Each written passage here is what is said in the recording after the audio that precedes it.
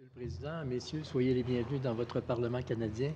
On peut comprendre, M. Seydoux, que peut-être ce serait plus intéressant pour tout le monde qu'on puisse avoir des échanges directs et tout ça, mais que voulez-vous, nous sommes plusieurs, nous avons des dizaines et des dizaines d'experts à rencontrer.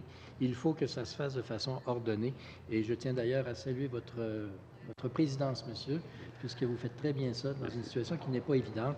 Et soyez assuré, M. Seydoux, vous allez avoir tout le temps d'exprimer votre point de vue que vous vouliez le faire avec Mme la chef du Parti vert. La qualité des échanges que nous avons aujourd'hui le démontre bien.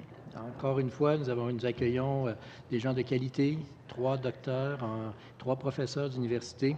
Et je rappelle que le comité gagnerait beaucoup à entendre un grand universitaire, a great academic, who have a lot of things to say about new way of doing electoral reform, the Honorable Stéphane Dion. So I wish that everybody will understand that everybody will win if Mr. Dion can be a witness in this committee. Tout à l'heure, mon collègue du Bloc québécois, M. Thériault, faisait état d'un événement qui est survenu lors de la politique provinciale il y a une dizaine d'années. Je suis en partie tout à fait d'accord avec ce qu'il dit, qu'en effet, il arrive parfois des campagnes électorales où les gens votent sur un programme et que finalement, le parti élu ne l'applique pas. Il y a des exemples tout à fait récents qui me viennent à l'esprit, mais je n'embarquerai pas dans ce débat-là. Aujourd'hui, ce n'est pas la place. On aura l'occasion de le faire en d'autres temps. Mais juste pour l'histoire, rappeler un point de détail. L'événement dont M. Thériault parlait tout à l'heure n'est pas survenu en 2007, mais en 2008. Et je m'en souviens très bien, j'étais candidat à ce moment-là. Bon. Bien. Allons maintenant au fond des choses. Monsieur Cyr, vous avez fait mention tout à l'heure de 4 changements qui pourraient être appliqués. De ce que je comprends de vos 4 changements, nomination du PM par le Parlement, vote de motion de censure constructive, 2 tiers de vote en Chambre pour dissoudre la Chambre, tout ça, ça ne réfère pas directement au mode électoral. Donc, les changements que vous proposez pour donner encore plus d'autorité aux députés, peut-on les faire dans le système actuel uninominal à un tour? Plusieurs de ces changements pourraient également avoir lieu dans le système actuel. Toutefois, il y a eu une expertise, il y a une série de témoignages qui portaient spécifiquement sur le système électoral. Et comme je l'enseigne à mes étudiants, le système électoral, c'est pas quelque chose qui est pris purement dans l'abstrait, qui peut être découpé, mais ça existe dans un écosystème beaucoup plus large qui inclut la formation du gouvernement, qui inclut les rapports entre l'exécutif et le législatif.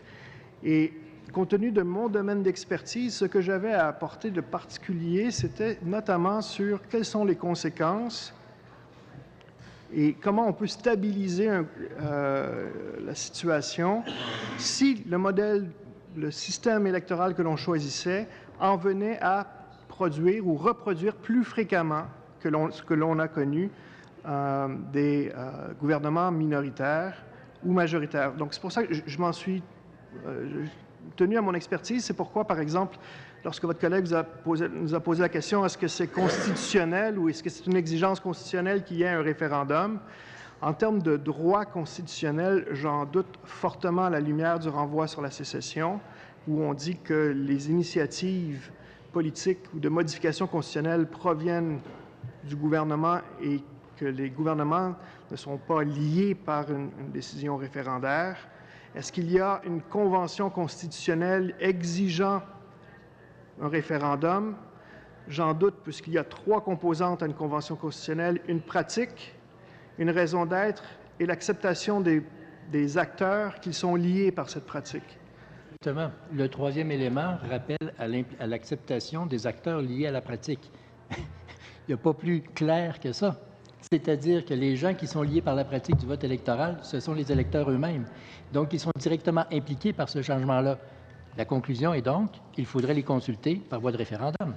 Bien, la raison pour laquelle j'évoquais ce point-là, c'était de dire qu'il n'y a pas d'exigence en termes de droit constitutionnel, ce n'est pas une exigence en termes de convention constitutionnelle, mais mon expertise ne va pas sur qu'est-ce qui est politiquement opportun, juste ou approprié dans les circonstances. Ça, c'est là que mon expertise s'arrête et c'est votre tâche à vous de déterminer. Je salue votre grande protection, M. C. Merci, M. Delta.